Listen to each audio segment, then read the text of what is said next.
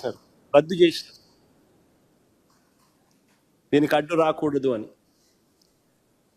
రాష్ట్రంలో అప్పటికే అమల్లో ఉన్న రివర్స్ టెండరింగ్ ప్రాసెస్ అంటే రివర్స్ ఈ ఆక్షన్ను రద్దు చేసేసినారు.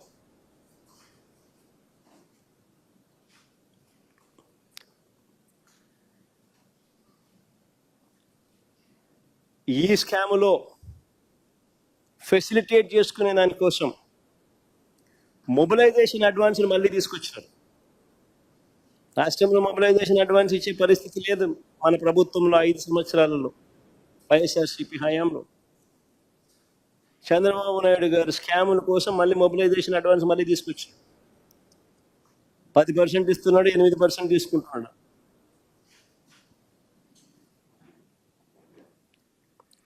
ఐకానిక్ టవర్ల పేరిట 5 బిల్డింగులు, ఐకానిక్ టవర్ల పేరిట 5 బిల్డింగులు 2271 కోట్ల రూపాయలు 2018లో టెండర్లు పిలిచినప్పుడు వచ్చిన రేటు.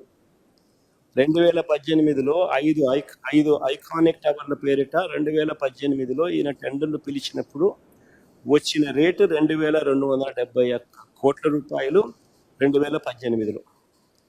ఇప్పుడు మిగిలిపోయిన పనులు అయ్యే బిల్డింగ్లే, మిగిలిపోయిన పనులకు ఇప్పుడు నిర్మాణ వ్యయం ఎంత తెలుసా?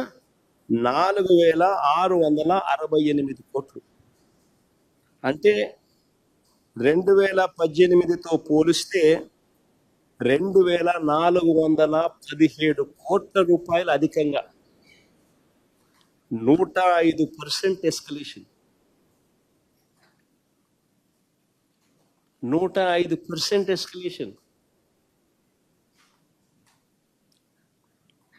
హిందూ పేపర్ క్లిప్పింగ్, మళ్ళా వేరే పేపర్ పెడితే బాగుండదు కదా. నిరంతరం ఈయనకు పనులు జరుగుతూ ఉండాలి, నిరంతరం వాళ్ళు బిల్లులు ఇస్తూ ఉండాలి, నిరంతరం వాళ్ళు డబ్బులు ఈయనకి వెనకిస్తూ ఉండాలి. ఇది నిరంతరం జరుగుతూ ఉండాలి. హైదరాబాద్లో ఈ మధ్యకాలంలో కేసీఆర్ కట్టాడు 8,58,000 SFTలు.